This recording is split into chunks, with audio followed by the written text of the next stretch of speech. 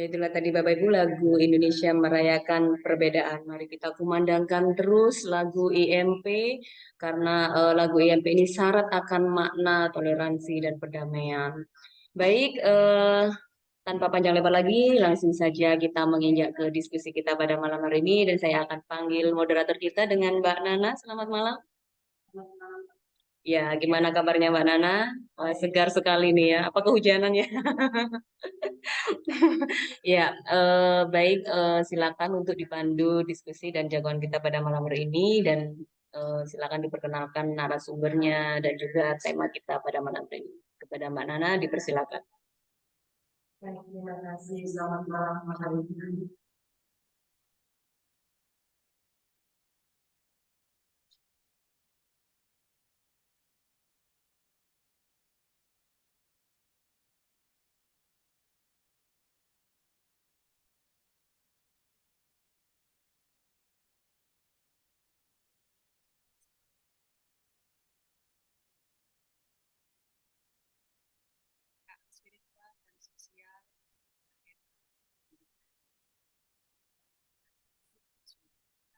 Suaranya belum keluar.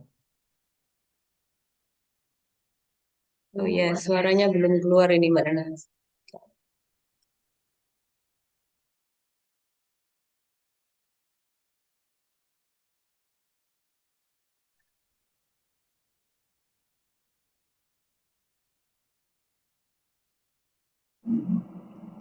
Saya pikir HP saya kalau yang nggak keluar suaranya, Mbak.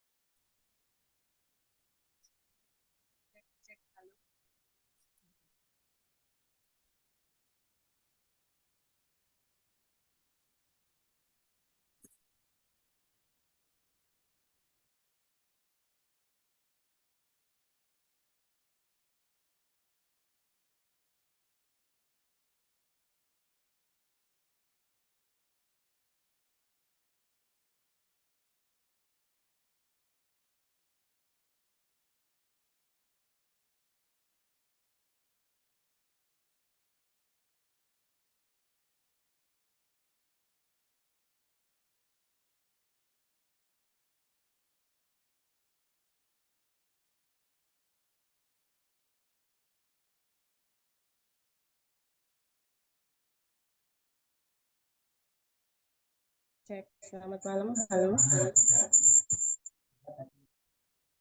Feedback ya. Bentar.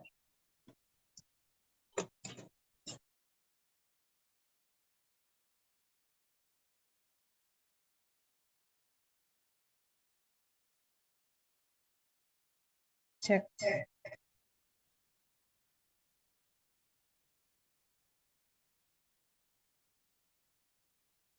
Sudah jelas ya, Bapak Ibu?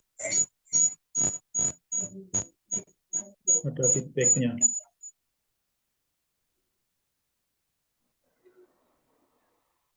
Saya pindah HP ini. Oke, Mbak Nana sudah terdengar. Oke, baik. Mohon maaf ada kesalahan teknis. Baik, Bapak Ibu, selamat malam. Acara jagongan online akan segera kita mulai. Assalamualaikum warahmatullahi wabarakatuh. Shalom, Om Swastiastu, Namo Buddhaya, Budi Togeng, Rahayu, salam semua saudara. Pada malam hari ini kita akan berbincang bersama dengan tema kepekaan spiritual dan sosial sebagai perekat kebinekaan. Narasumber kita pada malam hari ini Kiai Muhammad Abdul Hanan Manan SSI.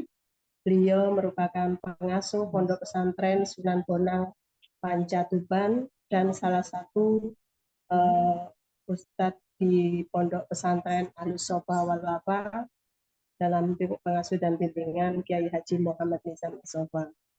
tanpa berlama-lama, waktu akan saya berikan kepada Kiai Muhammad Abdul Hanan Manan untuk memaparkan tema jagungan online kita pada malam hari. Kepada Kiai Muhammad Abdul Manan, waktu dan tempat saya persilakan. Silakan Kiai. Assalamualaikum warahmatullahi wabarakatuh. Salam sejahtera. Suara saya bisa masuk? Oh ya. Coba ya, masuk. Iya ya. Salam sejahtera. Salam Wedi Dong Tien. Salam Rahayu. Selamat malam untuk semuanya. Di kesempatan ini bersama-sama kita jagongan untuk membahas satu tema yang ini penting bagi kita semua selaku bagian dari pelaku agama yang berkembang di tanah air tercinta kita ini. Tema kita pada malam hari ini adalah bagaimana kita senantiasa untuk meningkatkan kepekaan spiritual maupun kepekaan emosional agar kebinekaan yang ada di khususnya di negeri kita ini selalu terekat dengan baik, tidak sampai porak-poranda terpecah belah, tapi kita betul-betul menikmati alam kehidupan bersama dalam bingkai satu saudara, sebagaimana IMP yang senantiasa ingin menjalin kemerdekaan dalam perbedaan ini dalam ikatan satu saudara. Yang mulia Buya As-Sofa selaku pembina IMP, berikut para tokoh pendiri dan para penikmat acara jagungan online bersama yang rutin, apalagi di tema ini kita semua tentu mengerti bahwasannya kepekaan itu merupakan satu kemampuan atau kesadaran tinggi dari seseorang dalam merasakan apa yang semestinya ada dalam diri kita. Di mana kepekaan itu kami bagi dua saja cukup, yakni dalam hal spiritual dan emosional. Di mana kepekaan spiritual itulah yang menjadi pokok bagi kami atau kita semua selaku pemimpin agama, tokoh-tokoh yang mengajak siapapun agar menjadi hamba yang bertuhan. Kepekaan spiritual itu sebagai landasan bagaimana kita berhubungan dengan Tuhan. Bagaimana semangat hidup ini betul-betul merasakan kehambaan yang sesungguhnya di hadapan Sang Khalik. Di mana ketiadaan arti akan kedirian kita di hadapan Tuhan itu yang menjadikan kita semakin peka bahwasannya segala ini muncul ataupun adanya semuanya datang dari Sang Khalik. Oleh karena itulah siapapun di dunia ini yang tidak memiliki kepekaan spiritual, pemahaman bahwa di dalam diri ada Tuhan, ada cahaya ketuhanan yang kuat, bahwa hidup kita bukan hidup dengan sendirinya, tapi dihidupkan oleh Zat yang Maha Hidup, maka dipastikan melihat segala perbedaan yang ada ini, kita tidak akan bisa memperhatikan dengan yang hakikat sesungguhnya segala kehidupan yang ada, bahwa semuanya adalah ciptaan oleh Zat yang Maha Satu. Begitu pula kepekaan sosial adalah bagian bahwa pengakuan kita bahwa selain ada Tuhan, ada sosok-sosok agung, ada pribadi-pribadi suci di muka bumi ini. yang bisa menjadi teladan untuk hidup bersama tanpa ada masalah. Karena dengan kepekaan spiritual kita terbimbing ajaran suci, dengan kepekaan emosional kita bisa bertindak tanduk sebagaimana mestinya dalam Islam dikatakan sebagai uswah hasanah, keteladanan yang benar-benar bisa menjadi contoh. Ini kami buka sebagai pembuka gitu aja, karena saya tahu di sini banyak tokoh yang kami harapkan nanti pada akhirnya bisa menjadi jagongan sebagaimana mestinya.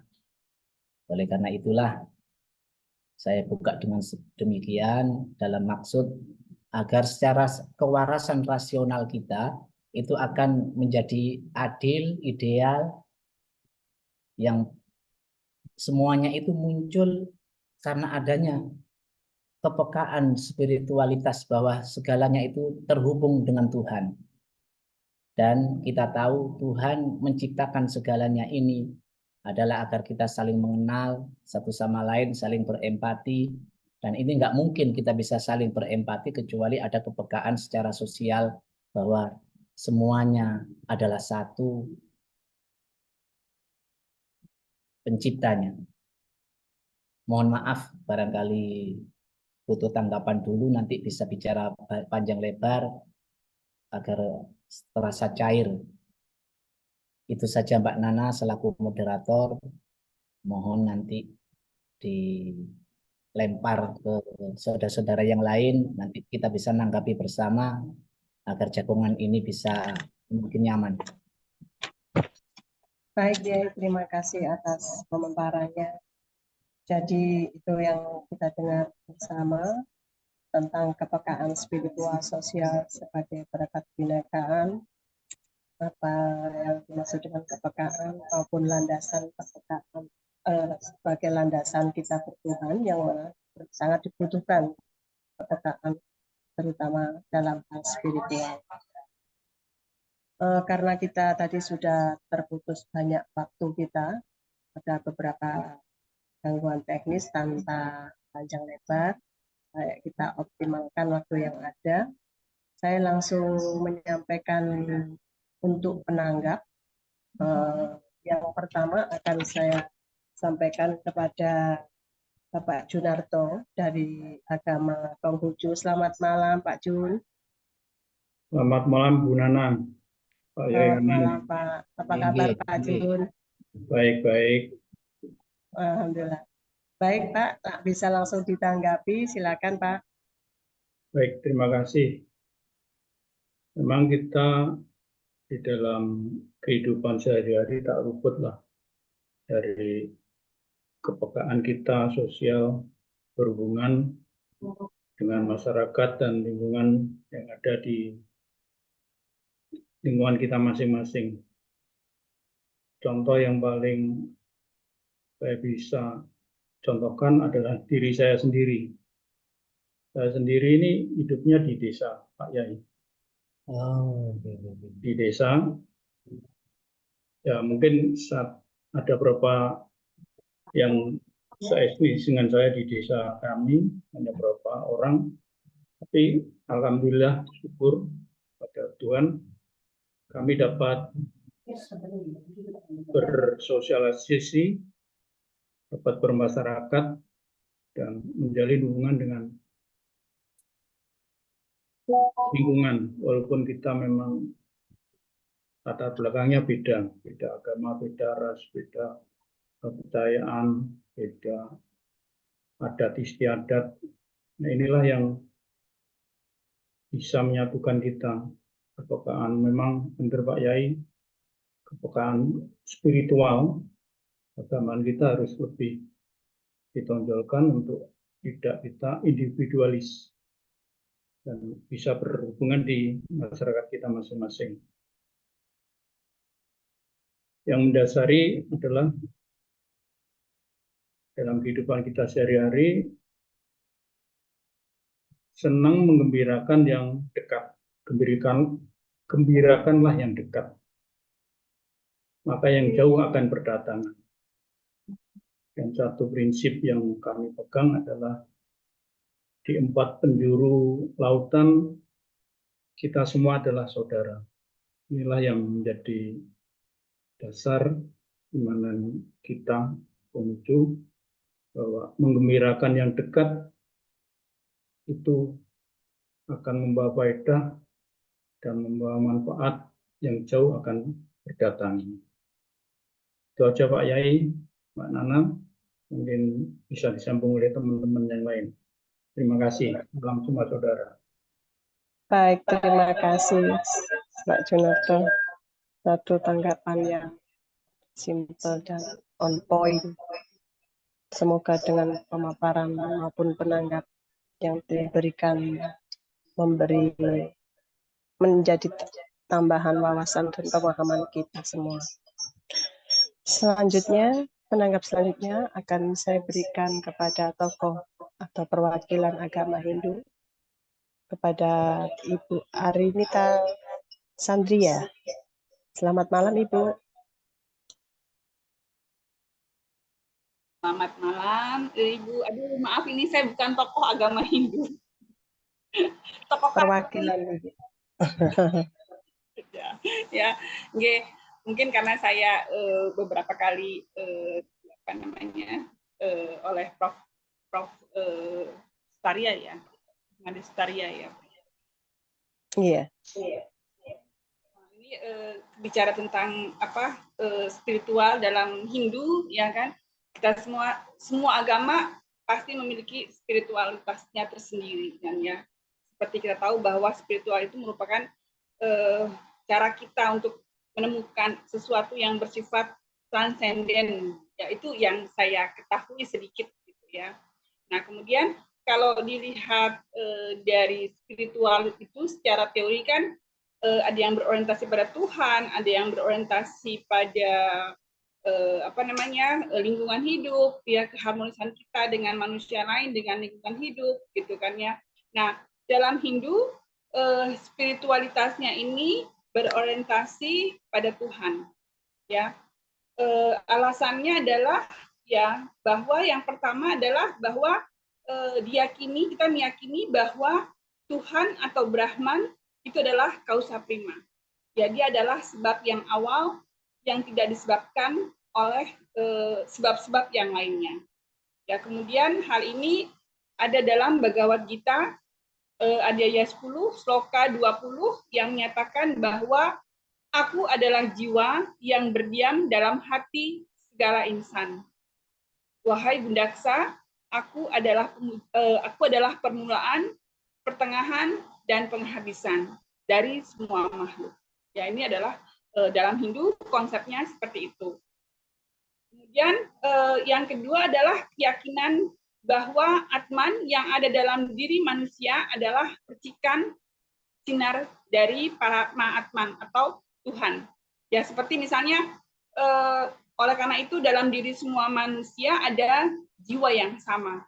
Makanya misalnya kalau kita mengikuti yoga asana, dalam yoga mungkin Bapak Ibu mungkin mengikuti yoga itu diakhiri atau diawali dengan namaste, gitu kan ya. Mungkin secara singkatnya salam seperti itu, ya.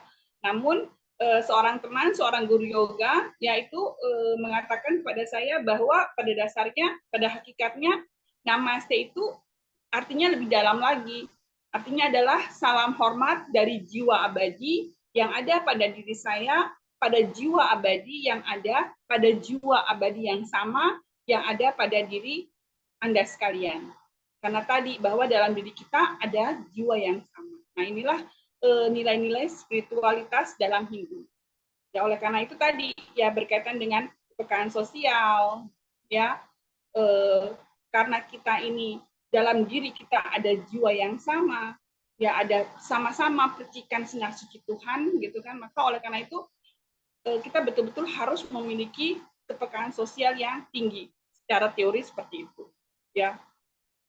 Kemudian spiritualitas dalam Hindu juga yaitu ada dalam konsep Pancasrada, Ya, 5 keyakinan yang dimiliki oleh umat Hindu bahwa pertama adalah yakin adanya Tuhan. Ya, ini pasti ya, ini adalah hal yang sama dengan semua agama. Tidak mungkin ada agama diakui sebagai agama di Indonesia jika tidak mengakui bahwa Tuhan itu ada dan satu. Dan hal ini kan tercermin dalam sila pertama dalam Pancasila. Ketuhanan yang Maha Esa, bahwa Tuhan itu ada dan satu. Tuhan yang satu dengan agama yang banyak. Itu adalah salah satu spiritualitas dalam Hindu. Karena dalam Hindu dikatakan bahwa ekam sakripat bahuda padanti. Orang bijak menyebut dengan banyak nama, tapi kebenaran atau Tuhan adalah satu.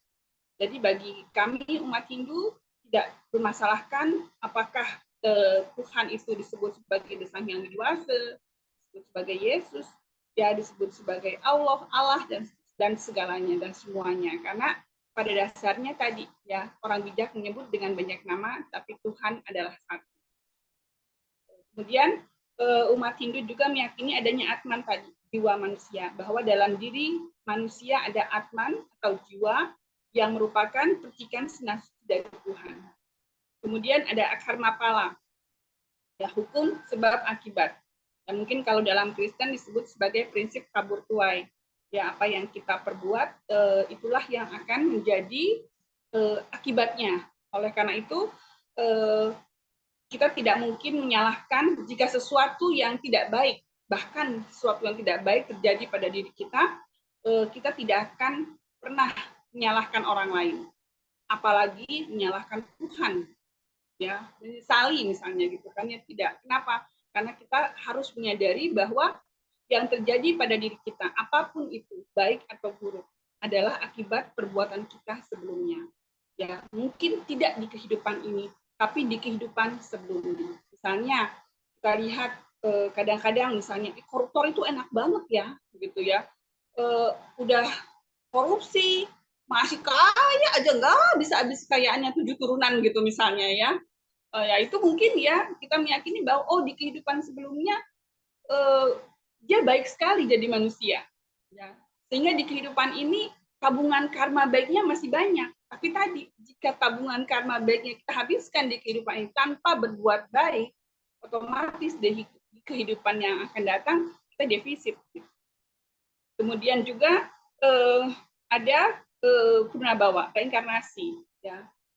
Saya meyakini ada kehidupan sebelum sekarang. Ya, saya meyakini bahwa kita berkumpul hari ini, ya saat ini melalui Zoom ini, itu karena kita punya ikatan karma baik di kehidupan sebelumnya.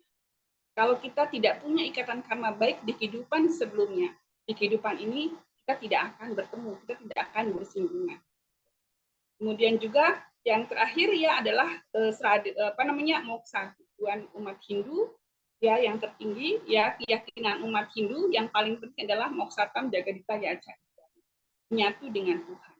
Nah, dalam Hindu salah satu cara agar manusia dapat melaksanakan spiritualitas tersebut agar sampai pada tujuan kehidupan manusia, moksatam jagadita yaca itu dharma adalah melalui yoga. Nah, yoga di sini ya pengertiannya tidak sama ya dengan yoga-yoga yang kita kenal sekarang misalnya kan ya sekarang kan yoga merupakan gaya hidup ya way of life-nya orang-orang misalnya ya. Tidak, kenapa? Karena yoga seperti itu adalah yoga asana. Tapi ya tidak salah juga sih ya karena tadi melalui yoga tadi makanya kalau dalam yoga yang diutamakan adalah nafas. Berbeda dengan olahraga lainnya misalnya dalam yoga asana itu kita betul-betul fokus pada nafas, bagaimana tarik nafas dan mengeluarkan nafas. Kenapa? Karena nafas itulah ya kita bisa hidup. Kita mungkin bisa hilang matanya, bisa tidak mendengar, ya kan, bisa tidak mencium, bisa tidak merasakan apa-apa, misalnya ya lidahnya, pengecapnya, ya kan, kita masih bisa hidup. Tapi begitu nafas kita diambil, ya sudah, ya kan, kita sudah jadi lion, sudah jadi jenazah gitu. Oleh karena itu ya dalam yoga tadi ya dalam yoga asana sangat penting untuk memperhatikan nafas, menyadari bahwa kita masih bernafas, berterima kasih kepada Tuhan bahwa kita masih diberi nafas kehidupan. Sedangkan tadi ya untuk mencapai spiritual tadi ada 4 jalan ya, yaitu karma 4 jalan catur marga, yaitu bhakti yoga, jnana yoga, karma yoga, dan terakhir adalah raja yoga. Mungkin seperti itu yang bisa saya sampaikan.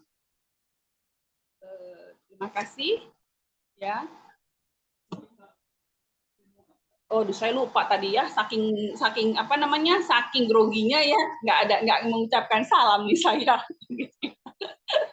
Mau sekali ya, gitu Tidak ya. apa-apa Ibu. Oke, gitu kan ya. Terima kasih, gitu ya. Mungkin ada yang mau menanggapi. Terima kasih. Selamat malam. Selamat malam. Terima kasih. Suatu tanggapan yang lengkap sekali dari beberapa aspek. Saya sapa malam ini mungkin lama tidak bergabung. Ada Pak Sugeng. Pak Sugeng Adiptoyo. Sugeng Dalu, Pak Sugeng. Pak Sugeng masih di sana? Kelihatannya masih jauh dari posisi atau sinyal ini ya. Mungkin dari Bapak Ibu yang sudah bergabung mau memberikan tanggapan atau pendapat atau mungkin punya sudut pandang lain tentang materi yang kita diskusikan pada malam hari ini, kami persilakan. Mungkin Pak Simon, selamat malam Pak Simon.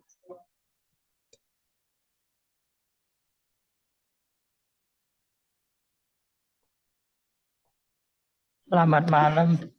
Sementara belum. Belumnya Pak Simon. Baik Pak Simon. Ini saya lihat di kolom chat ada pertanyaan, saya baca dulu aja.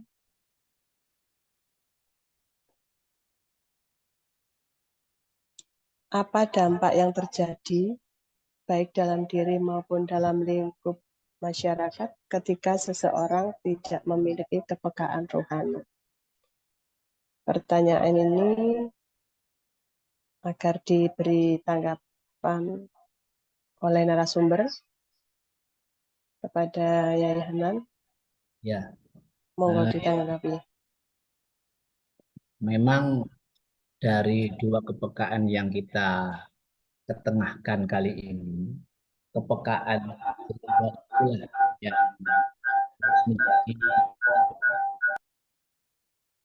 yang harus menjadi pokok dari utama dari perjalanan hidup seseorang. Ini saya bagi saja dulu. Di kepekaan spiritual itu sebenarnya yang bermain kalau dalam istilah Islam yang secara kafah lengkap itu ada syariat, ada ma'rifat, ada hakikat, ada tarekat, maka kepekaan spiritual itu wilayahnya itu adalah wilayah tarekat dan hakikat.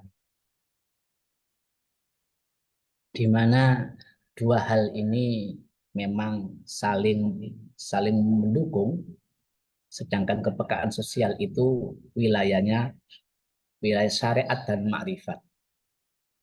Artinya, kalau seseorang itu tidak memiliki kepekaan ruhani yang mendalam secara spiritual, ini dipastikan walaupun ini diumpamakan, ia sudah memiliki kepekaan sosial, itu semu sifatnya. Ketika berbuat baik terhadap siapapun, tentu di situ karena atas nama Tuhannya tidak ada. Hubungannya dengan Sang Pencipta atas segala kebajikan yang ada ini itu kosong. Otomatis keakuan, keangkuhan, merasa dirinya sudah berbuat baik dan lain-lain itu akan terjadi. Oleh karena itulah sangat penting wilayah spiritual ini agar secara hakikat kita itu sebetulnya kalau dalam ranah Islam sering diungkapkan bahwa kullu nafsin halik illa wajhah. Setiap orang itu pada akhirnya, pada kenyataannya, pada hakikatnya itu nggak ada, hancur lebur, kecuali Tuhan yang ada. Dari sinilah ketulusan, kesungguhan dalam menjalani kebajikan terhadap luar diri itu akan tumbuh bukan atas nama nafsunya, kepentingannya. Ini sangat kuat kalau Buya As-Sofa secara simpel dan jelas mengingatkan seluruh siapapun yang mengenal dekat beliau akan diingatkan oleh beliau, kun ma'allah ka'allah kholqoh. Itu yang pertama. Au kun ma'al kholq ka'allah nafsa. Jadilah engkau, kalau diterjemahkan itu, senantiasa bersama Sang Khalik. Ma'allah itu bersama Allah. Kalau istilah Hindu tadi, pokoknya apapun namanya, pokoknya itu menuju pada satu pencipta yang memang supra kuasa dalam arti segala-galanya, maha segala-galanya. Kun ma'allah. Ka'allah khalqah. Seakan-akan ing dalam rasane yang dirasakan itu enggak ada makhluk. Karena yang berkuasa sepenuhnya lahul mulku mulkus samawati wal ard, milik dialah segala kerajaan langit dan bumi.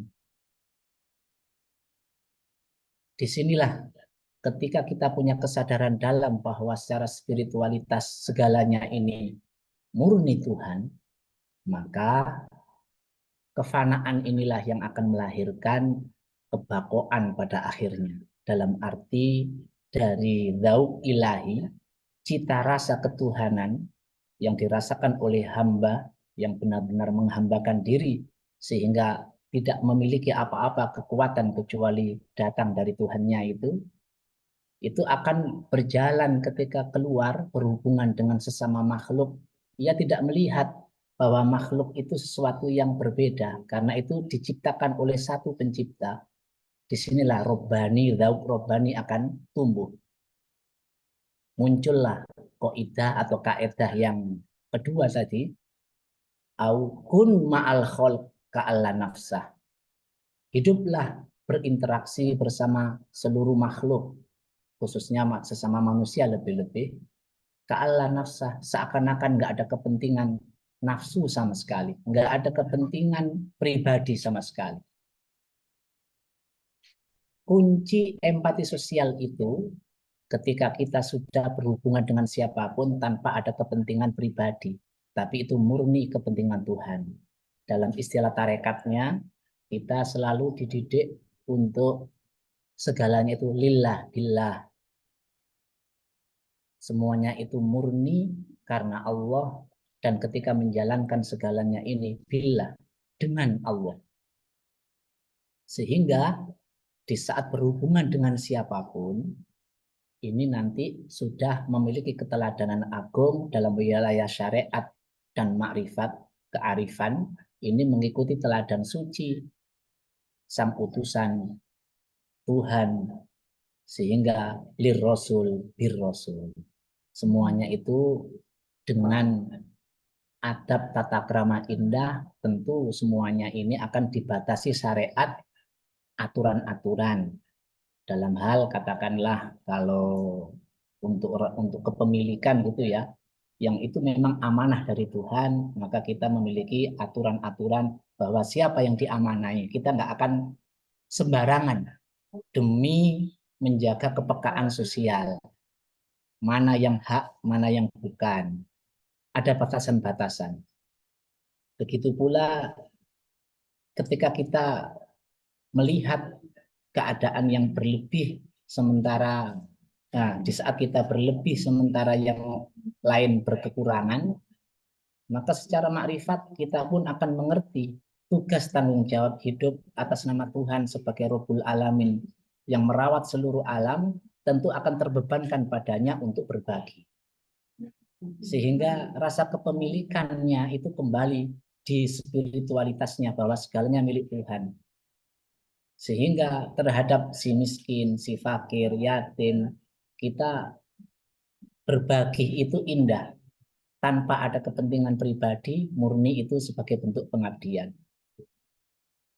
Dalam hal inilah kita istilah kepekaan sosial itu terangkum dalam 5 hal kalau dalam sisi pendidikannya, bimbingannya. Yakni ada, kalau disingkat itu ada 5 T, tapi ini istilah Arab memang. T-nya itu dari ta'arufan, tafahuman,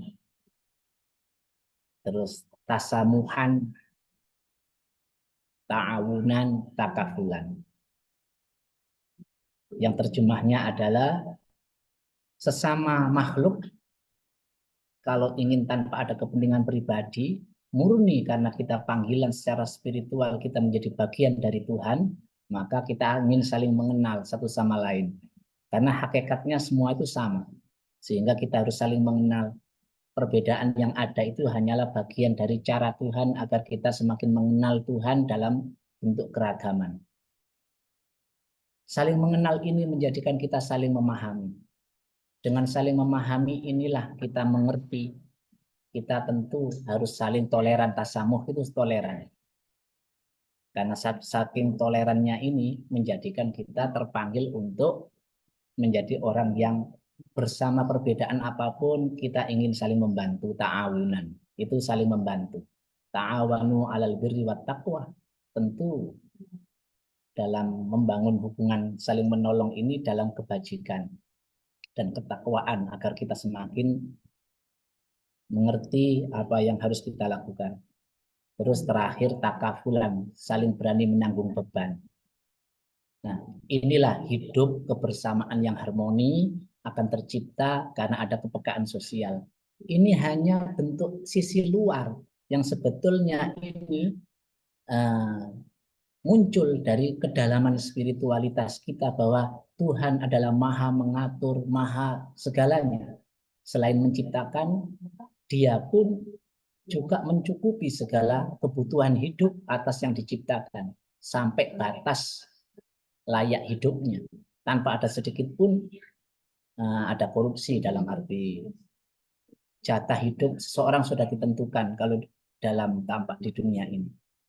Dan akan bersifat langgeng kehidupan Tuhan ini. Sehingga kalau ditanyakan tadi di pertanyaan apa dampaknya, yaitu tadi, kalau tanpa ada kepekaan secara spiritualitas, secara rohani, secara hubungan dengan Tuhan, maka ketika kita berhadapan dengan siapapun, dipastikan kita akan menjalani apapun dengan semau gue.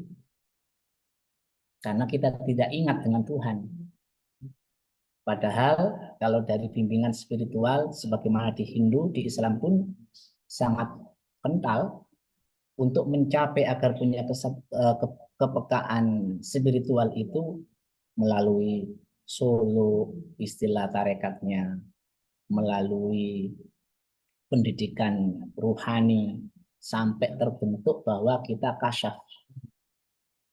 Ketika melihat diri ini sudah merasa ada cahaya murni yang datang dari satu, ya sampai pada kasyaf ilahi, bahkan sampai pada syahadah. Kita menyaksikan Tuhan yang sesungguhnya.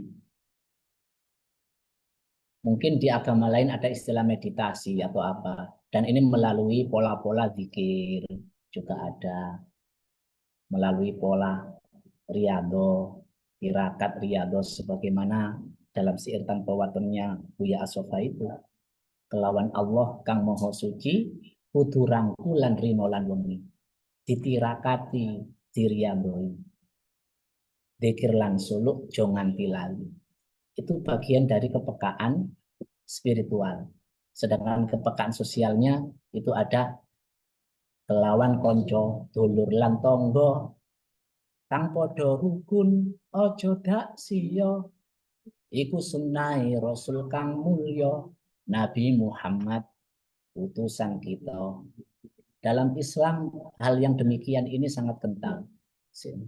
Jadi dua syair dalam syair tanpa waton itu sudah menunjukkan bahwa kehidupan kita bersama Tuhan yang Maha Suci itu harus melalui begitu panjangnya perjalanan agar rasa kemanusiaan kita berubah menjadi insania, manusia yang berketuhanan. Sampai ketika itu sudah selesai, barulah kita atas nama Tuhan kita mengikuti bimbingan utusannya untuk menjalani kehidupan ini rukun, guyub, saling mengerti. Disinilah perbedaan apapun menjadi ragam, bukan menjadi perpecahan. Ini dampak yang positif. Negatifnya ya tadi, kita akan congkak, sombong, semau gue, semena-mena, karena kita bisa menuhankan diri kita sendiri. Tidak tahu bahwa kita sebenarnya hanyalah hamba. Hamba punya apa? Nggak punya apa-apa selain dosa dan doa. Merasa bersalah dan ingin berharap mendapatkan rahmatnya, kasih sayangnya. Hanya sebatas itu, sehingga ada rasa malu, tawadhu, rendah hati. Kita nggak semau gue. Nah, inilah pentingnya jagongan semua elemen bangsa, semua agama, agar di tengah perbedaan ini, kebinekaan yang ada, kita betul-betul melihat keindahan pelanginya, biang lalanya, tidak melihat sudut-sudut yang berbeda dalam makna perpecahan, tapi ini merupakan keindahan dari warna-warni, dari bagaimana cara orang yang sudah menyatakan diri keimanannya terhadap Tuhan ini bisa mencintai apapun, siapapun, karena hakikatnya nggak ada, yang ada hanyalah Tuhan semata. Barangkali yang lain ingin nanggapi lagi, monggo. Mohon maaf, saya ini, iya perokok saya ini. Jadinya tadi disinggung di chat baca. Baik, terima kasih Hanan atas penjelasannya. Jadi memang dampaknya sangat banyak, baik positif maupun negatif. Maka sangat diperlukan untuk membuilding diri, menumbuhkan kepekaan rohani dengan metode atau cara sesuai dengan agama masing-masing, tentunya punya metode sendiri-sendiri. Seperti yang disampaikan tadi dalam tarekatan Islam, ada cara dengan bersuluk atau meditasi. Di situ kita akan menenggelamkan diri, meniadakan diri, hingga kita tahu siapa diri kita, yang mana kita bukan siapa-siapa, kita juga tidak punya apa-apa selain hanya seorang hamba. Untuk selanjutnya, mungkin dari partisipan yang sudah bergabung mau memberikan tanggapan. Pak Paul mungkin, selamat malam Pak Paul.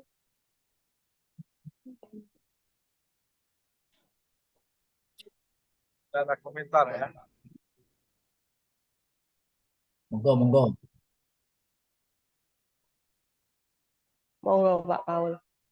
Ya, tidak Pak ada Paul? komentar, hanya memantau saja. Baik Pak. Ini banyak yang memantau ini ya. Oke, kalau memang dari audiens belum ada yang memberikan tanggapan secara langsung, saya akan cek lagi di room chat. Bentar.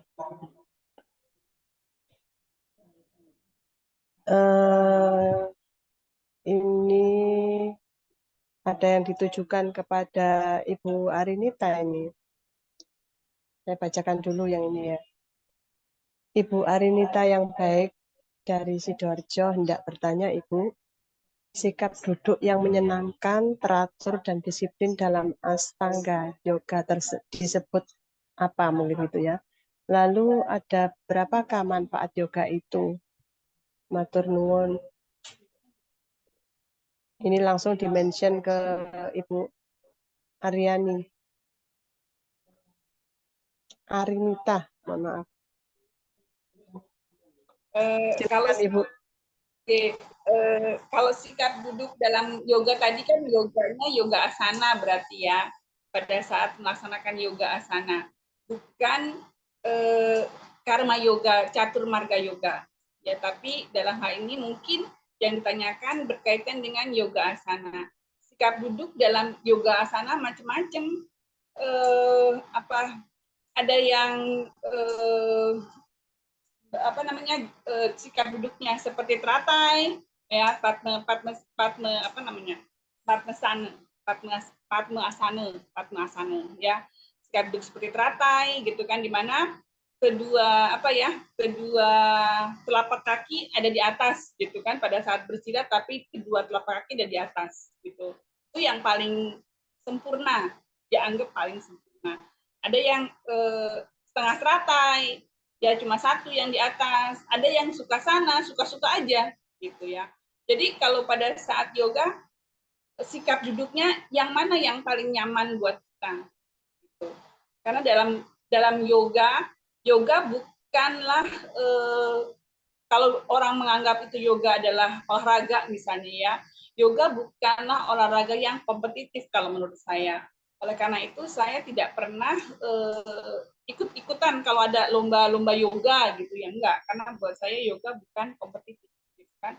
Tujuan yoga itu lebih ke dalam, ya bukan keluar. Misalnya saya kan suka juga misalnya ikut aerobik, line dance gitu ya, kalau yang lain oke lah, saya mau ikut, ada kompetisinya saya berusaha ikut, tapi kalau yoga enggak, karena itu lebih ke dalam diri. Nah, sikap-sikap duduknya tadi ya suka-suka aja. Kalau misalnya nggak bisa tadi padma sana tadi ya sudah, ya suka sana aja, suka-suka, ya enaknya gimana. Sikap duduknya. Terus apa tadi ya? Satu lagi ya Mbak ya? Iya, Bu. Nah, satu lagi apa Mbak ya? Saya lupa tadi tuh. Sebentar.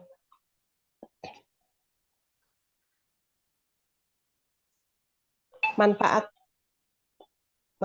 yoga ini mestinya bisa di browsing ya. Oh, nah, kalau yoga mungkin dia manfaat utamanya yang saya rasakan ya, itu dia lebih pada self healing. Itu betul sekali, kalau yoga itu benar-benar self healing. Ya, dia menyembuhkan sendiri. Ya, saya misalnya sebelum dulu ya, ini pengalaman saya. Sebelum saya rajin yoga, ya yoga asana, itu saya tiap minggu itu harus dipijit. Ya, karena pegel gitu kan. Tapi setelah mengikuti yoga, ya udah, kalau saya lagi malas yoga, misalnya nggak rutin gitu ya tiap hari, badan emang agak pegel-pegel. Begitu saya yoga lagi, udah pegelnya hilang. Varises misalnya, kalau saya rajin yoga itu nggak ada tuh varises. Begitu saya males, ada lagi. Gitu. Dan terutama sekali tadi ya, efeknya mungkin ya buat ke diri kita. Itu lebih menenangkan setelah yoga. Ya kalau yang lain kan kayak zumba, aerobik itu kan cuman heboh gitu ya. Wah, pokoknya seneng wae gitu ya, seneng wae sendanya keluar ya. Heboh aja gitu kan. Ya, tapi kalau yoga itu lebih kepada dalam diri kita. Ya, karena tadi ya kita betul-betul pada saat yoga kita betul-betul memperhatikan keluar masuknya nafas. Dengan betul-betul memperhatikan keluar masuknya nafas, berarti kita menyadari bahwa kita bisa hidup hingga saat ini adalah karena kita masih diberi nafas. Berterima kasih pada udara yang kita hirup, yang diberikan secara gratis ya oleh Tuhan, ya oleh alam gitu ya. Kemudian berterima kasih ya kalau saya mengikuti yoganya itu kan namanya yoga seger oger kalau di Bali ya, seger oger sehat walafiat gitu ya. Itu pasti pada saat selesai yoga itu diingatkan untuk berterima kasih. Satu, berterima kasih pada sesama ya, karena dengan ada sesama kita bisa yoga bersama. Kemudian berterima kasih kepada alam semesta. Kenapa? Karena alam semesta memberikan kita ruang dan waktu untuk beryoga. Ya, dan ketiga adalah berterima kasih kepada Tuhan Yang Maha Esa, dan tidak lupa juga berterima kasih pada Resi Mahapatanjali yang telah menciptakan yoga. Nah, ini kan berarti apa? Kepekaan sosial kita melalui yoga ini ditingkatkan. Bahwa kita yoga bukan hanya sekedar olahraga, bahwa kita bisa melaksanakan yoga adalah karena ada diberikan izin oleh Tuhan, diberi kesempatan oleh alam semesta, kita punya teman-teman untuk beryoga, dan tadi nggak lupa ya bahwa yang menciptakan yoga ini siapa? Kita harus berterima kasih. Ini kan betul-betul meningkatkan kepekaan sosial kita kepada Tuhan, kepada lingkungan, kepada sesama. Seperti itu.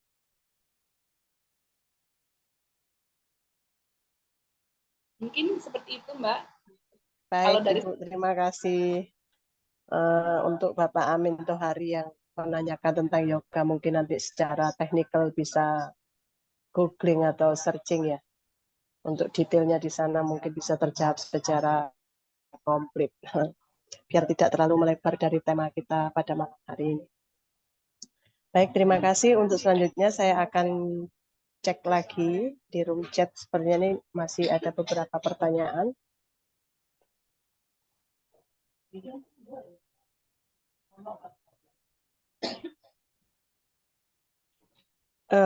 Izin bertanya, bagaimana para tokoh agama berperan dalam menghadapi masalah atau dampak yang timbul di masyarakat? Bagaimana ini, Yai Hanan?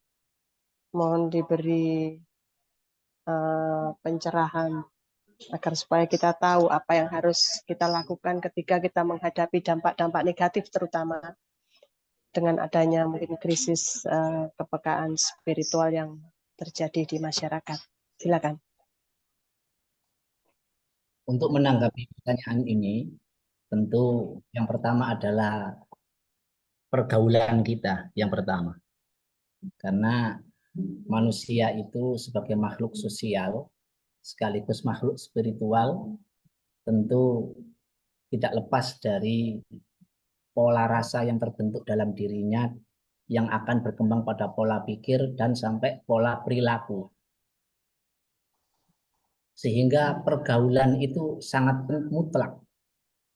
Yang pertama adalah bagaimana untuk menciptakan agar punya kepekaan spiritual, tentu kita harus bergaul, terhubung dengan orang-orang suci yang memang sepanjang hayat hidupnya adalah ingin betul-betul menghadirkan segala yang datang dari Tuhan ini sebagai suatu karunia anugerah. Oleh karena itu, kalau dalam Islam tentu bernabi istilahnya. Bernabi itu meyakini bahwasannya bahwa ada utusannya.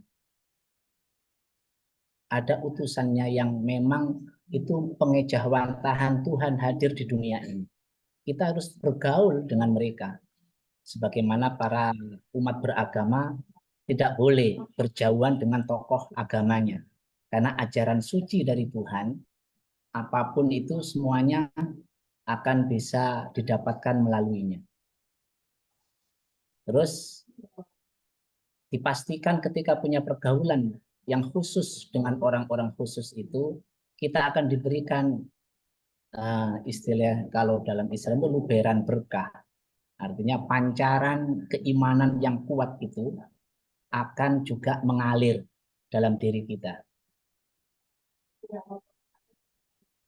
Aliran inilah yang akan menjadikan kita pun akan mengerti bahwa sebenarnya kita jauh sebelum diciptakan ini sebenarnya di dunia ini maksud saya, kita sudah menjadi makhluk yang memang istilah dalam Ibu dari Hindu tadi, ada hubungan yang sudah jauh sebelum lahir di muka bumi ini.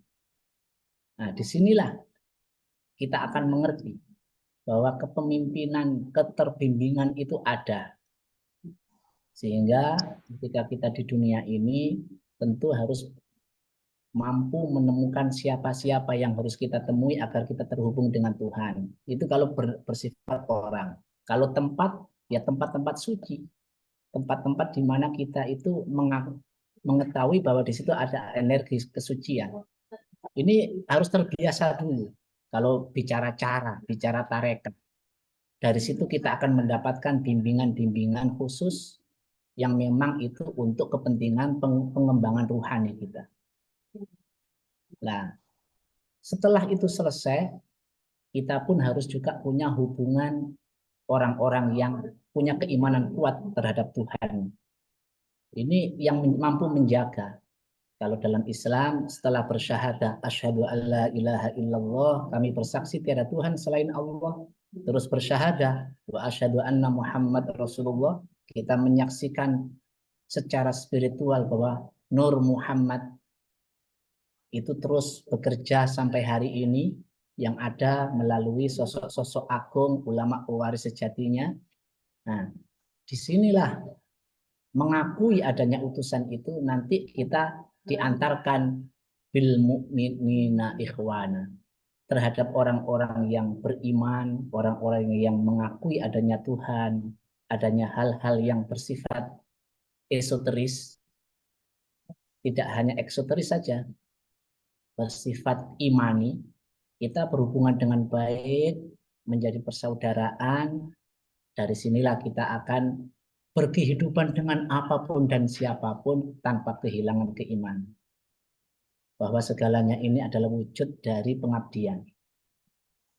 Jadi dari penghambaan menuju pengabdian itu satu garis lurus sebagai hamba yang mengabdikan diri. Dari sinilah sampai seorang sufi atau orang muslim yang sejati, mukmin sejati itu dipastikan hidupnya khidmah dan suhbah, bersahabat dan pelayanan. Dengan begitu nanti dipastikan kehidupan kita akan indah karena tidak ada kebencian lagi di dalam diri. Melihat apapun dengan kacamata hakikat kalau keluar. Bahwa sebenarnya ini perintah Tuhan, atas izin dan ridhonya saya harus begini. Kacamata hakikat. Tapi terhadap diri sendiri biar tidak ngawur, kita terikat dengan kacamata syariat, aturan-aturan baku, di mana itu nanti kita harus mengerti sebagai hamba yang bertuhan, ya tentu harus menjalankan ketakwaan, keimanannya dengan sungguh-sungguh, tidak bermain-main. Hilang. Nah, itu jawaban yang mungkin agak terlalu apa ya? Kalau memang dari contoh yang lebih mudah, ya tentu pandai-pandailah memilih teman, memilih kawan, sibuklah mencintai orang-orang yang mencintaimu, hingga melihat apapun dengan kacamata cinta, karena kita sudah nggak bisa melihat dengan kacamata benci, karena sudah terlatih berhubungan dengan yang mencintai dan dicintai. Atas itu semuanya nanti pada akhirnya memang butuh waktu, nggak mungkin sekaligus. Ini sifatnya memang pendidikan, bukan ujuk-ujuk istilah orang Jawa. Harus terdidik, terbimbing dengan baik. Sebagaimana orang tua mendidik kita pun tentu bagaimana agar kita bisa bersosial dengan baik. Tapi kita tidak lupa bahwa kita adalah anak mereka. Tentu orang tua pasti akan menitip pesan. Jangan lupa, kamu jangan bikin malu orang tuamu. Nak, kalau kemanapun berbagilah. Tapi ingat itu semua bukan dari dirimu, tapi ini dari didikan orang tuamu. Kan seperti itu juga sebagai contoh. Mudah, konkret di masyarakat.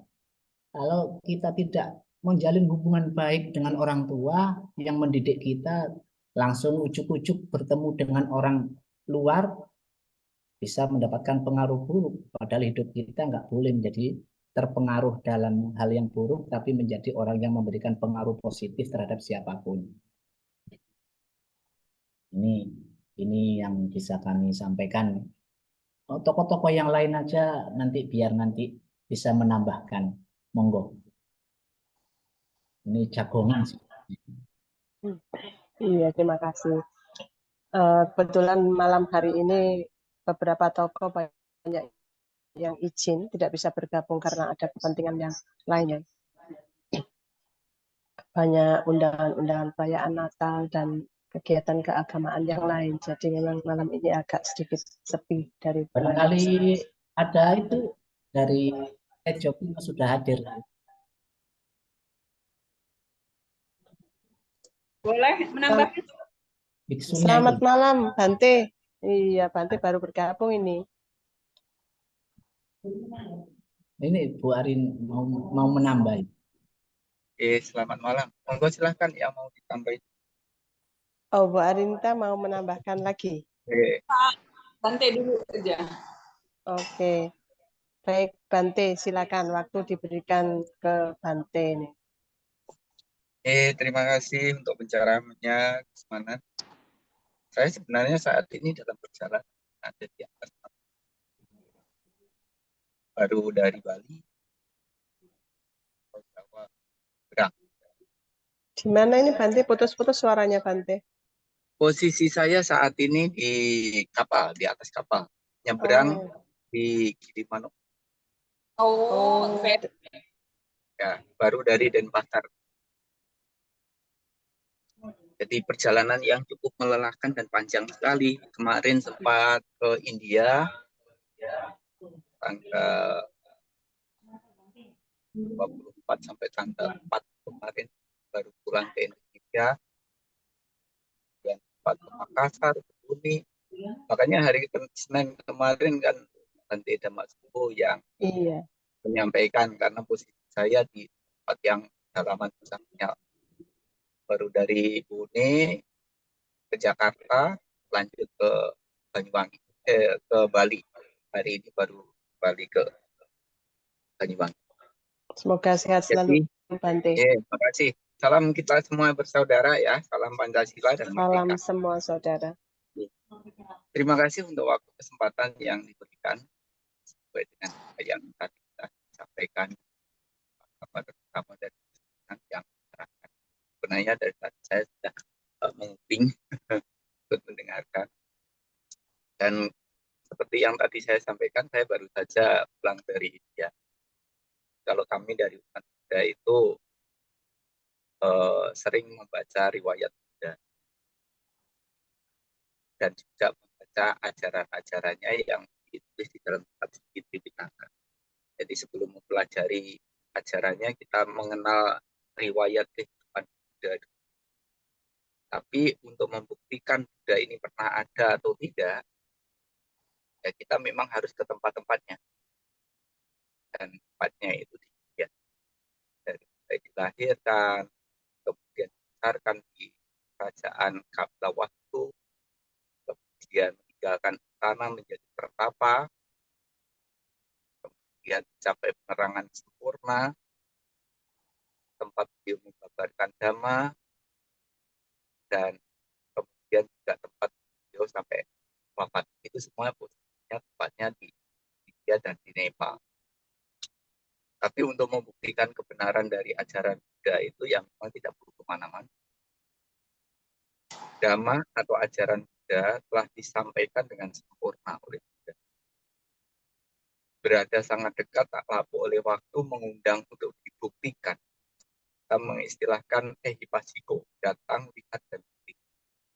Cara membuktikannya ya semuanya harus mau masuk ke dalam batin. Itu cara membuktikannya. Karena kita ini bisa saja membohongi orang lain, bisa membohongi orang seluruhnya ini. Tapi ada satu orang yang tidak bisa kita bohong, yaitu kita. Maka itu diajak untuk kita membuktikan kebenaran ini dengan masuk ke dalam rohani, masuk ke dalam batin. Dan kemarin memang sempat mengunjungi satu wihara yang dibangun oleh Anathapindika, orang terkaya di zamannya. Dan sempat juga memang mampir ke rumah dari Anathapindika yang membangun wihara itu. Wihara itu dikasih nama Wihara Jetawana. Jeta itu dari pemiliknya. Pemilik Wana itu hutan. Jadi hutan milik Pangeran Jeta yang oleh Anathapindika dibeli dan kemudian dibangun. Setelah itu diserahkan kepada para pertapa untuk ditempati ke tempat tinggal. Ya, pertapa itu termasuk juga Buddha dan siswa-siswanya. Di tempat itu pula Buddha pernah tinggal paling lama di antara tempat-tempat yang lain, kurang lebih 19 tahun setelah beliau mencapai penerangan sempurna. Dan ada salah satu ajaran yang sangat dikenal sekali, yang dikenal dengan nama Manggala Sutta. Sutta yang menyampaikan tentang berkah utama. Dan salah satu isinya tadi sudah disinggung oleh Gus Manan. Jadi suatu saat ada sesosok dewa datang mengunjungi Buddha di Vihara Jetavana. Dan dewa itu menyampaikan kepada Buddha, banyak para dewa dan manusia yang berselisih paham tentang berkah. Mohon diuraikan, apa sih sesungguhnya yang menjadi berkah utama itu?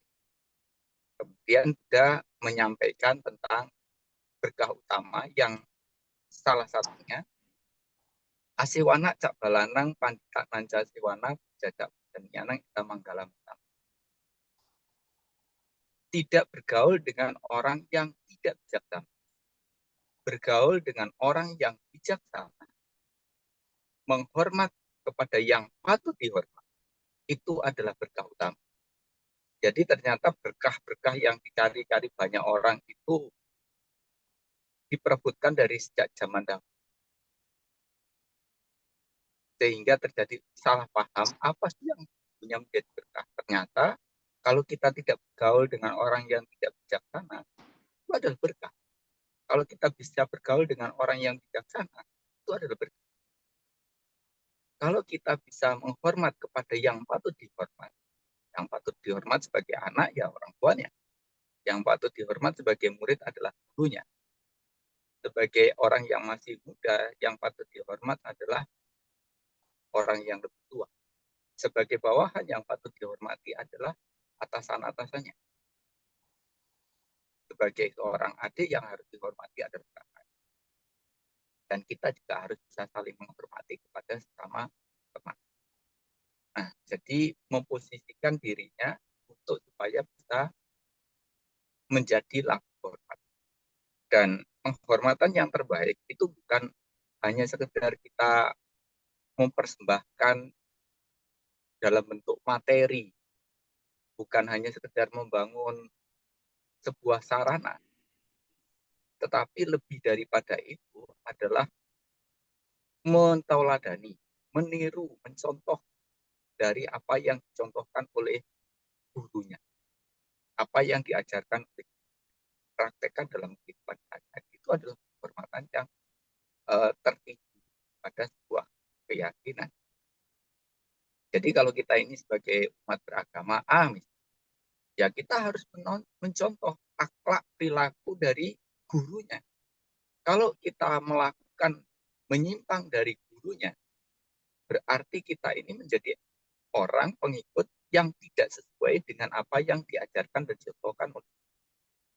Jadi kalau gurunya itu akhlaknya baik, ya muridnya akan meniru. Kalau akhlaknya buruk, muridnya juga akan meniru. Kegagalan seorang guru itu kalau murid-muridnya akhlaknya tidak baik. Kesuksesan sebagai seorang guru kalau bisa membuat murid-muridnya bisa perilakunya seperti itu. Dan di situ salah satunya juga mengunjungi para pertapa, membahas agama pada waktu yang sesuai itu adalah berkah utama. Jadi mengunjungi orang-orang yang baik, mengunjungi orang-orang yang bijaksana, dan kemudian bertanya berkenaan dengan hal yang baik, yang bisa, yang bermanfaat, yang bisa dilakukan di dalam kehidupannya untuk membawa kebahagiaan bagi semuanya. Maka sesungguhnya ya kita belajar ajaran agama itu intinya ke dalam diri sendiri dulu. Kita berusaha untuk mempraktekkan, melaksanakan apa yang dicontohkan, apa yang diajarkan oleh kita kepada diri kita. Praktekkan ke dalam, bukan arahnya keluar, bukan ngajar kepada orang lain. Jadi ngajar orang lain itu setelah ngajar diri sendiri. Makanya sudah pernah saya sampaikan bahwa kata-kata seindah apapun tidak menjadi indah apabila diucapkan oleh orang yang tidak melaksanakannya. Tetapi kata-kata akan menjadi indah apabila diucapkan oleh orang yang melaksanakannya. Nah, maka ajakan saya di sini, mari kita semuanya tingkatkan spiritual kita sehingga sampai kita benar-benar memahami diri kita. Siapa diri kita dan apa yang harus kita lakukan dalam hidup kita supaya kita menjadi manusia yang memiliki budi pekerti yang luhur, menjadi pengayom-pengayom bagi kehidupan orang lain. Jadi ada satu cerita. Waktu itu saya bertemu dengan dan teman saya ini ternyata sudah punya keluarga, punya anak, punya usaha, punya karyawan, punya penghasilan. Setelah menceritakan tentang kesuksesannya, dia tanya, Bante, sekarang Bante tinggalnya di mana? Rumahnya di mana? Saya tidak punya rumah. Kaget dia. Loh, kasihan sekali Bante ini. Tidak punya rumah. Lah istrinya bagaimana? Saya tidak punya istri. Waduh, Bante jomblo ya, nggak laku. Nah, kalau begitu anaknya gimana? Nah, istri aja tidak punya, tanya anak ya tidak punya juga. Nah, terus hidupnya Bante gimana? Makannya, tempat tinggalnya, segala macamnya. Semuanya itu dikasih sama umatnya. Tapi ya sebagai seorang pertapa ya memang hidupnya kelayapan dari pemberian umat-umatnya yang memang punya keyakinan memberi. Kalau dia memberi kan dia akan memperoleh apa yang dia beri. Hukum karma kan begitu. Kalau menanam sesuatu yang baik kan hasilnya juga baik. Kalau menanamnya yang buruk ya hasilnya. Kalau memberi makan sama binatang aja dapat pahala, apalagi memberi makan sama manusia gitu kan. Apalagi kalau manusianya itu ya baik, luhur budinya kayak Gus Manan ini pasti pahalanya besar. Nah, maka itu menjadi satu cerita bahwa menjadi seorang pertapa itu yang harus dilakukan adalah mengalahkan, menaklukkan diri sendiri supaya bisa menjadi cahaya lentera bagi orang-orang yang ada di sekelilingnya, orang-orang yang ada di sekitar. Jadi menjadi penerang bagi diri sendiri karena memang kita sudah praktekkan melaksanakan apa yang dicontohkan, apa yang diajarkan oleh guru spiritual kita. Dari kita mulai suka memberi, membantu, menolong, mengasihi, meringankan, dan bahkan membebaskan penderitaan orang lain, makhluk lain. Itu kebaikan yang paling rendah. Ya, kemudian kita meningkatkan nilai kebaikan spiritual kita dengan kita memiliki moral yang baik, perilakunya, tutur katanya, pikirannya tidak negatif, tutur katanya tidak menyukai menyakiti orang lain, dan perilakunya tidak menyiksa membunuh makhluk hidup lainnya. Seperti apa kita ingin perlakukan, maka seperti itulah kita memperlakukan. Kita sudah menyadari bahwa antara kita dengan orang lain adalah sama. Kau adalah saya adalah kau. Jadi kita memperlakukan orang lain seperti kita ingin. Kita mendoakan orang lain seperti kita juga ingin doakan. Sehingga akhirnya tingkat spiritual kita akan menjadi berubah. Lebih-lebih kalau kita bukan hanya pada tingkatan moral, tapi kita mau semedi seperti yang tadi disampaikan. Ya, pertama kali duduk rileks aja, amati nafas masuk, nafas keluar, nafas masuk, nafas keluar. Atau kalau kita pakai tasbih ya bisa pakai tasbih. Oh, ini kemarin dapat juga saya tasbih dari India, nanti buat tasbihan gitu kan, sambil lafalkan la ilaha illallah, la ilaha illallah, atau nyebut nama Yesus juga boleh, nyebut nama Tuhan atau nama dewa atau siapa silakan, atau nyebutkan semoga semua makhluk berbahagia, semoga semua makhluk berbahagia sesuai dengan keyakinan kita. Nah, kalau Gus Mana suruh nyebut buduk gitu kan tidak mau. Ya walaupun artinya itu sadar gitu kan. Nah, ya itu kan menyebut sesuai dengan keyakinan kita, dan itu nanti akan timbul kondisi pikiran yang tenang, yang damai. Disitulah nanti hal-hal yang buruk dalam diri kita mengendap. Tapi memang belum bersih, cuma mengendap aja. Tingkatnya berikutnya harus bukan hanya diendapkan, tapi harus cara ngikisnya ya nanti harus datang ke saya, tanya dulu. Kalau sekarang suruh ngomong-ngomong panjang nggak cukup waktunya. Tapi yang pastinya begitu kita spiritual kita menjadi baik, saya yakin kita akan semakin peduli dengan orang lain karena menganggap bahwa orang lain adalah saya adalah orang lain. Maka begitu kita memperlakukan orang lain dengan baik, ya silahkan orang lain itu akan memperlakukan kita seperti apa. Karena kita yakin bahwa kehidupan ini bagaikan cermin. Kalau kita tersenyum, pantulan dalam cermin itu pasti tersenyum. Kalau kita ketawa, pantulan dalam cermin itu juga pasti ketawa. Kalau kita marah, pantulan dari cermin itu juga akan marah. Terserah aja kita mau bercermin seperti apa. Maka kalau diperlakukan oleh orang lain dengan buruk, berarti kita mencerminnya memang juga buruk juga. Itu ya. Terima kasih untuk kesempatan yang telah diberikan dan mohon maaf tidak bisa panjang-panjang karena memang ini sudah panjang. Sekali lagi terima kasih. Salam kita semua saudara. Salam Pancasila. Merdeka. Terima kasih Bante sudah menyiapkan waktu meskipun di antara kesibukan dan keterbatasan situasi dan kondisinya Bante saat ini sampai di atas kapal menyempatkan atensi yang luar biasa untuk support kita di jagongan online. Bagian empati sosialnya.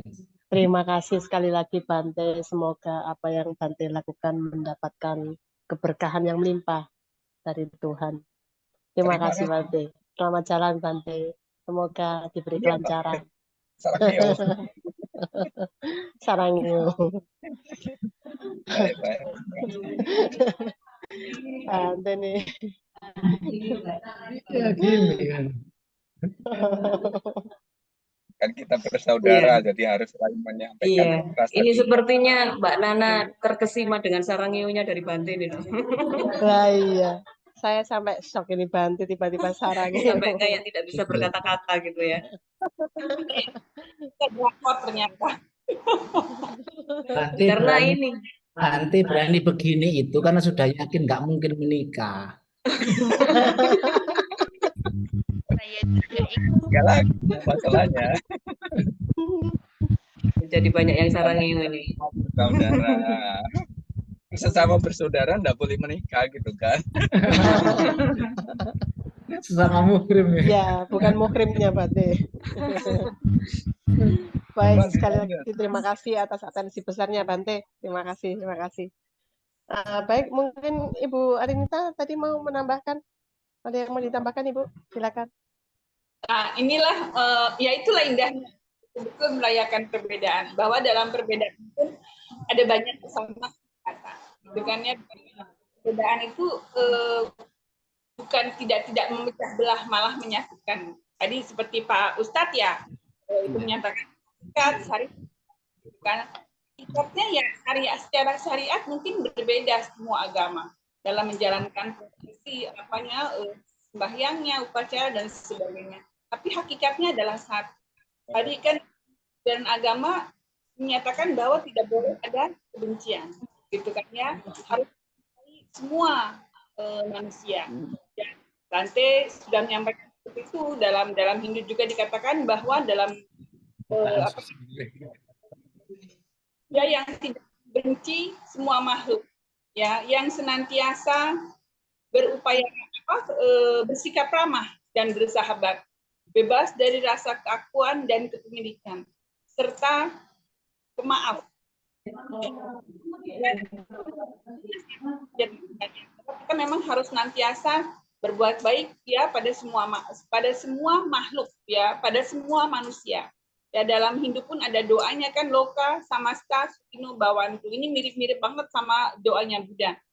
Ya bahwa semoga semua makhluk hidup dengan sehat, damai dan bahagia. Kan seperti itu. Gitu ya. Tadi saya cuma mau menambahkan seperti itu saja bahwa tadi. Kemudian dalam ajaran Buddha saya suka banget ya baca bukunya siapa Ajahn Brahm ya. Nah itu kan luar biasa ya ajarannya ya. Saya suka banget ceritanya bahwa suatu saat ada seorang kakek-kakek gitu ya datang ke kota diajak anaknya, ya kemudian dia mendengar suara yang jelek banget suaranya, suara apa sih nggak enak banget gitu ya. Ternyata anak kecil lagi main biola. Dia pikir wah berarti biola ini suara yang paling nggak enak, saya nggak mau denger gitu kan ya. Tapi keesokan harinya dia jalan-jalan dengar suara yang indah apa? Oh ternyata biola yang main maestro. Oh beda nih. Kalau yang main maestro suaranya begitu indah. Kalau yang main anak kecil suaranya masih sumbang. Hari berikutnya dia mendengar suara yang begitu indah lagi, luar biasa indahnya. Ternyata orkestra. Semua alat musik dimainkan ya oleh maestro-maestronya. Nah, saya berharap ya kan ya dengan sering-sering mengikuti grup ini, merayakan perbedaan gitu, kita semua jadi maestro gitu kan ya. Dalam menjalankan agama kita ini kita semua jadi maestro gitu kan. Jadi kita bisa membuat suatu orkestra yang begitu indah. Salah satunya ya ini dalam grup ini, dalam grup merayakan perbedaan ini. Terima kasih. Baik, terima kasih Ibu Arinita. Semoga kita menjadi pintu-pintu maestro yang indah membawa perbedaan dalam persatuan. Salam semua saudara. Baik, ini kita sudah di penghujung waktu, jadi saya sampaikan kepada narasumber untuk memberikan closing statement, sedikit closing statement sebagai penutup dari perbincangan atau jagongan online kita pada malam hari. Silakan Yai Hanan. Terima kasih sebelumnya untuk semua yang hadir di kesempatan kita malam ini. Mari kita tutup dengan merasa bahwasanya kita sebagai makhluk yang bertuhan, tentu kita tidak lepas ikatan kita dengan Sang Khalik. Oleh karena itulah, bagaimanapun kita ketika memperhatikan seluruh alam ciptaan ini, jangan sampai kita melihat bahwa di balik itu semua tidak ada Tuhan. Oleh karena itu, atas nama Allah dan Rasul-Nya dalam bahasa kami, maka mari kita menciptakan hubungan dengan apapun dan siapapun dengan keterbimbingan yang baik, ajaran suci, dan melihat apapun segalanya ini tidak melihat lagi dari sisi lahiriah kita, tapi di balik itu semua ada Tuhan yang maha menunggu keberbaktian kita kepadanya, sehingga kepekaan spiritual maupun kepekaan sosial kita mampu menyatukan hubungan kita dengan Tuhan dan sama makhluk ini semuanya.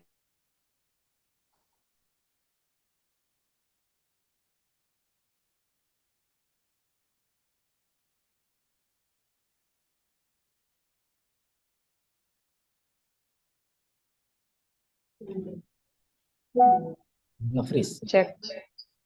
Bisa dilanjut. Iya, tadi Oh, nge-freeze sedikit. ya. Hubungan kita dengan Tuhan tak akan pernah hilang ketika kita berhubungan dengan makhluk, karena hakikatnya di balik semua makhluk itu ya Tuhan itu sendiri. Oleh karena itu, mari kita secara pribadi, secara rohani kita nggak pernah putus, senantiasa terhubung dengan baik. Dan begitu pula di saat kita bersama apapun dan siapapun, kita tahu bahwasanya di balik itu ada Tuhan, sehingga kita tetap atas namanya. Atas nama Tuhan, kita semua menjalani kehidupan ini dengan sebaik-baiknya. Jangan sampai kita salah menilai atas siapa diri kita.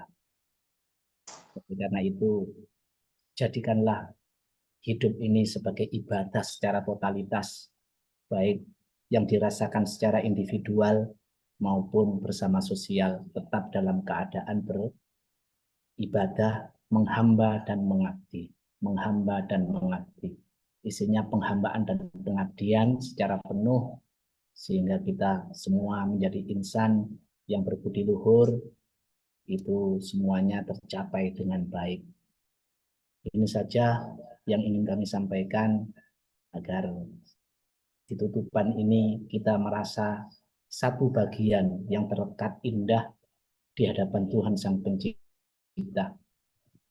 Kebinekaan bukanlah sesuatu yang dilarang, tapi kebinekaan ini menunjukkan bahwa kita memang makhluk ciptaannya yang diciptakan oleh satu-satunya Sang Pencipta. Itu saja.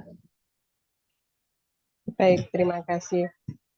Bapak Ibu, dengan adanya closing statement yang sudah disampaikan, berakhir sudah perbincangan jagongan online kita pada malam hari ini. Semoga semua paparan, semua tanggapan maupun masukan yang sudah diberikan menjadikan refleksi diri kita dan menjadikan tambahan wawasan kita tentang keberagaman yang akan disatukan melalui kepekaan-kepekaan baik spiritual maupun sosial yang akan membentuk pribadi-pribadi kita sampai dengan harmonisasi sebagaimana yang disampaikan Bu Aryani tadi akan menjadi pintu-pintu maestro kebersamaan. Saya Nana, mohon maaf apabila ada yang kurang berkenan. Semoga kita bisa diberikan waktu yang lebih baik lagi untuk ketemu, berjumpa di lain kesempatan. Terima kasih. Salam semua saudara. Saya Salam semua kembalikan ke saudara. Mbak Wulan. Terima kasih disampaikan kepada moderator kita, Mbak Nana, yang sudah dengan luar biasa memandu diskusi dan jagongan kita pada malam hari. Dan saya ingatkan kepada para peserta jagongan online untuk jangan lupa mengisi absensi dan kuesioner yang sudah saya bagikan linknya di kolom chat untuk penerbitan e-sertifikat. Dan saya ucapkan terima kasih kepada narasumber pada malam hari ini atas waktunya dan juga pemaparan dan pencerahan yang sangat bermanfaat untuk menambah wawasan kita. Dan juga kepada para tokoh rohaniawan MP, ada Bante Teja, Ibu Marilisa, dan juga Pak Junarto, dan juga para peserta. Terima kasih sudah bergabung, menyempatkan waktunya. Semoga dengan tema kita malam hari ini, yaitu semoga kita selalu diberikan kepekaan spiritual, baik spiritual dan sosial, untuk kita berinteraksi dengan sesama makhluk dan juga dengan Tuhan Yang Maha Esa sebagai berkat kebinekaan. Baik Bapak Ibu, kita akhiri jagongan online kita pada malam hari ini. Sampai jumpa di Senin mendatang dengan tema yang berbeda dan narasumber yang berbeda dari tokoh agama lain. Dan sampai jumpa. Salam semua saudara. Assalamualaikum warahmatullahi Salam semua saudara. Salam semua saudara. Mohon izin lip semua. Terima kasih Pak Junarto. Salam semua saudara.